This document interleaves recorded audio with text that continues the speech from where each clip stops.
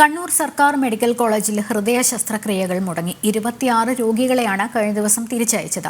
Cath lab പ്രവർത്തനം നിലച്ചതിനാലാണ് angioplasty മുടങ്ങിയത്.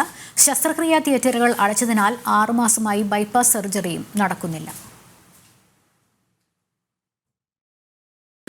സാധാരണക്കാരുടെ അത്താണിയായ Kannur government medical കോളേജിലാണ് രോഗികളെ പ്രതിസന്ധിയിലാക്കി ഹൃദയ ശസ്ത്രക്രിയ മുടങ്ങിയത്. കാത്ത് ലാബ് പ്രവർത്തനം നിലച്ചതോടെ ആൻജിയോപ്ലാസ്റ്റി മുടങ്ങി.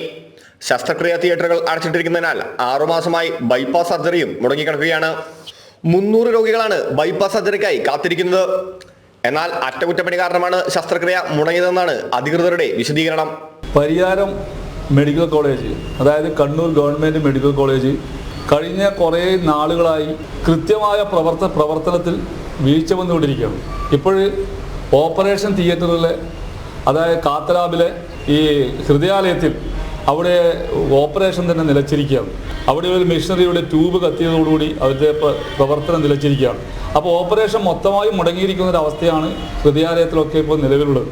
ഇതിനൊക്കെ കാരണം എന്ന് പറഞ്ഞാൽ കേരള സർക്കാർ പരിയാരം മെഡിക്കൽ കോളേജുകളോട് കാണിക്കുന്ന അവഗണനയാണ്. താൽക്കാലികമായ പ്രശ്നം മാത്രമാണ് നിലവിലുള്ളതെന്ന് ആശുപത്രി അധികൃതർ പറയുന്നു. അടിയന്തരമായി പ്രശ്നപരിഹാരത്തിനുള്ള ഇടപെടൽ നടത്തുന്നുണ്ടെന്ന് പറയുമ്പോഴും രോഗികൾ വലിയ ആശങ്കയിലാണ്. ശസ്ത്രക്രിയയ്ക്ക് എത്തിയ 26 രോഗികളെയാണ് കഴിഞ്ഞ ദിവസം തിരിച്ചയച്ചത്. ജനം, കണ്ണൂർ.